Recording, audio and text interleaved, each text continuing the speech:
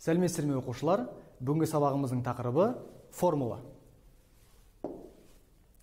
Бүгінгі сабақта біз натурал сандарға арифметикалық амалдар қолдана отырып, мәтін есептер шығарып көреміз.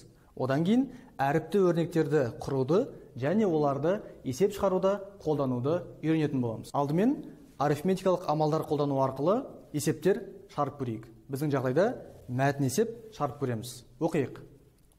3 пиццаның құны 660 теңге болған. Егер пиццаның бағасы 50 теңгеге арзандаса, 7 пицца неше теңге болады? Осы сұраққа жауап беріп көрейік. Алдымен шартын құрамыз. Берілгені бойынша 3 пицца 660 теңге тұрады. Арзандау бағасы 50 теңге және табу керек 7 пиццаның бағасы. Шешуі. Ең бірінші біз не істейміз? Әрине біз ең бірінші бір пиццаның қанша тұратынын біліп алуымыз керек. Ол үшін 3 пиццаның құнын сол пиццаның санына бөлеміз. 660 бөлі 3 тең болады 220 теңге. Яғни бір пиццаның бағасы 220 теңге. Енді екінші қадамымыз. Екінші қадамымызда шартта берілген арзандауды орындаймыз. Арзандау дегеніміз не? Яғни баға төмендейді. Сондықтан бір пиццаның бағасынан 50 теңгені азайтамын, яғни арзандатамын былай айтқанда. Сонда 170 теңге шығады. Демек енді арзандағаннан кейін менің пиццамның жаңа бағасы 170 теңге.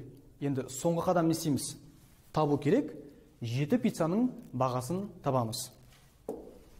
Әрине ол үшін 170 теңгені, яғни бір пиццаның бағасын сол пиццаның санына көбейтемін. 170 көбейту 7 тең болады 1190 теңге. Сонда жауабы 7 пицца 1190 теңге болады. Енді тапсырмаға кезек берейік. Әріпті өрнек құрыңыз. Бізге берілген сөйлем бойынша біз математикалық тілде әріпті өрнек құруымыз керек. Оқиық. Бірінші, шоколадтың бағасы 2 есе қымбаттап, кейін 75 теңгеге арзандады. Бұл жерде бізге шоколадтың бағасы белгісіз, яғни x деп аламыз. Одан кейін 2 есе қымбаттады деген сөз, яғни 2 еселенген x болады. Одан кейін барып 75 теңгеге арзандады.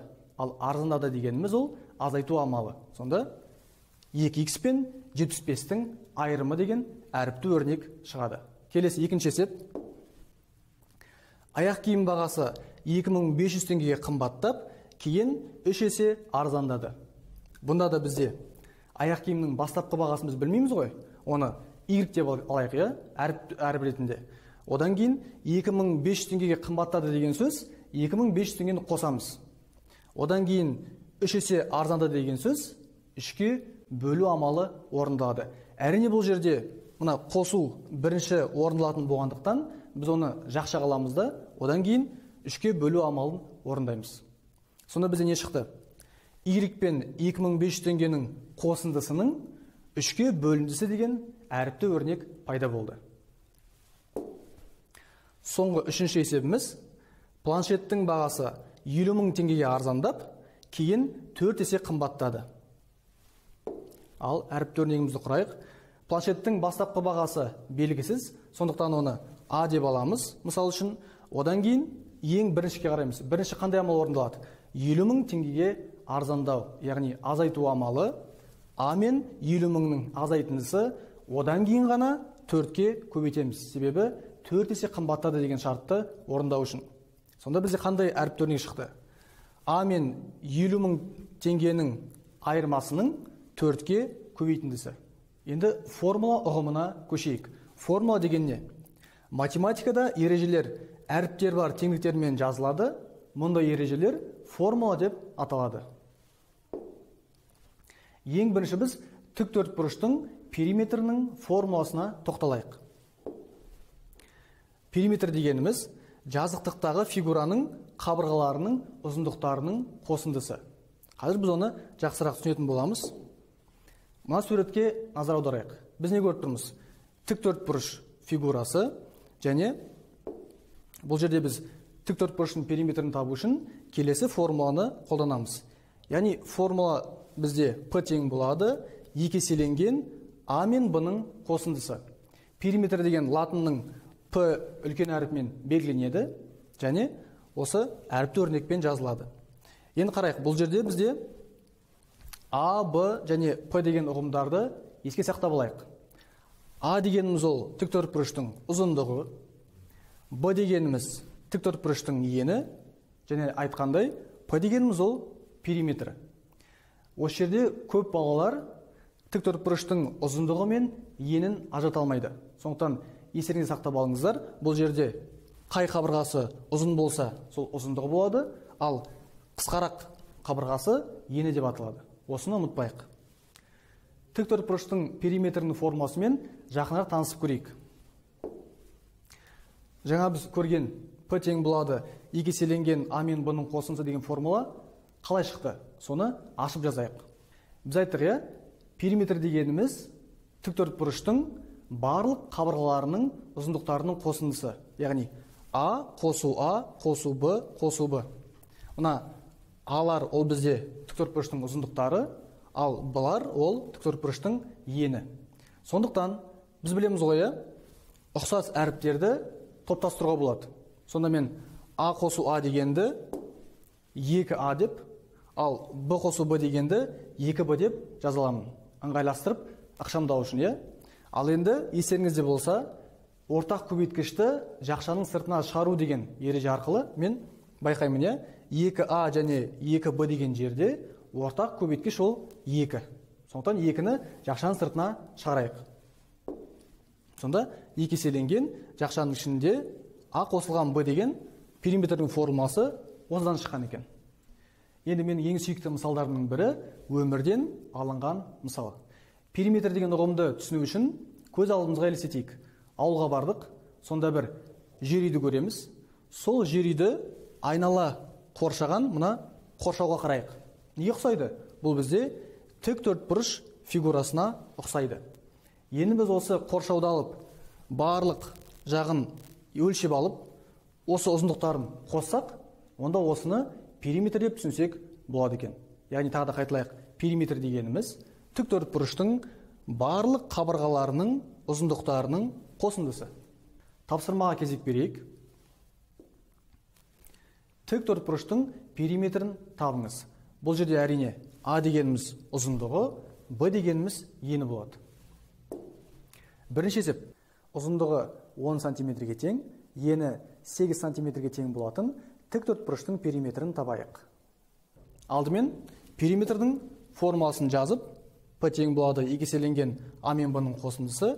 Одан кейін А мен Б-ның орнына сәйкесінше ұзындығы мен енінің мәндерін қоямыз.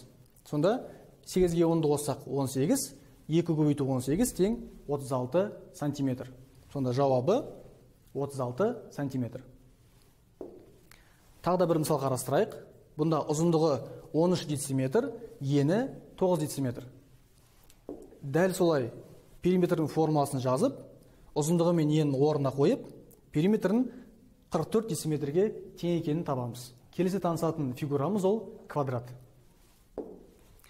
Квадратты қазақша шаршы деп те атайды. Бұл фигураның ерекшелігі, бұнда барлық қабырларының ұзындықтары тең болады. Мына суретке назар аударайық.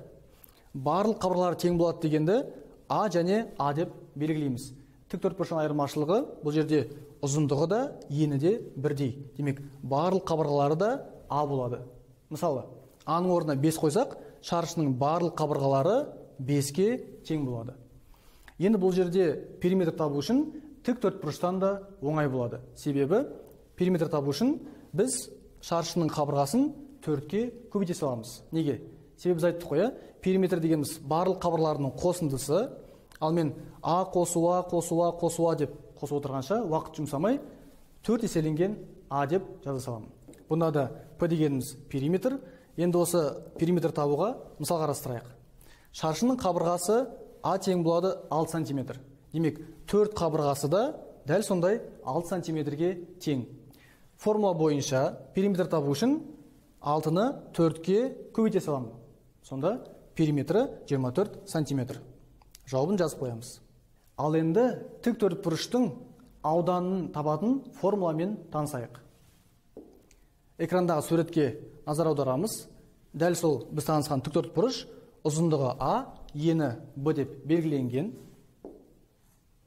Ауданын табу үшін мен жай ғана ұзындығы мен енін көбейте саламын.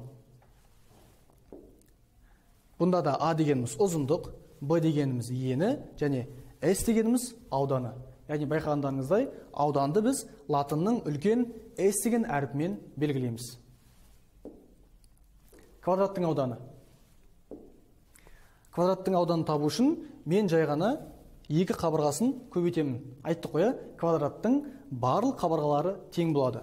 Сонда ауданын А көбейтілген А немесе А-ның квадраты деп жазуға болады. Келесі тапсырма. Олжастың атасы мен әжесі жер үйде тұрады. Олжас олардың үйіне қонаққа барғанда, атасы Олжасқа үй орналасқан жер телімінің ауданын есептеуді тапсырды. Жер телімінің ауданы қанша? Жер телімі деп тұрамыз, бұл жерде жер учаскесі деп айтуға болады. Экранға назар аударайық. Олжастың атасы мен әжесі тұратын үй және осы айнала қоршалған қоршау және осы жер телімі деген барлық осы жердің аумағын айтамыз ішіндегі. Бізде жазылып тұр. Жердің ұзындығы 40 метр және ені 25 метр. Алдымен шартын құрып аламыз. Берілгені бойынша жер телімінің ұзындығы 40 метрге тең, ені 25 метрге тең. Табу керек ауданын. Шешуі ең бірінші әрине ауданның формуласын жазып қоямыз. Сосын ұзындықтың орнына ұзындықтың мәнін, енінің орнына енінің мәнін жазамыз. Сонда S тең болады. 25 пен 40-тың көбейтіндісі 1000 метр квадрат. Демек, жауабын жазып қойық. Осы жер телімінің ауданы 1000 метр квадрат. Осымен сабағымыз аяқталды. Бүгінгі сабақта біз формуламен таныстық және сол формулаға байланысты есептер шарп көрдік. Келесі сабақта кездескенше сау болыңыздар.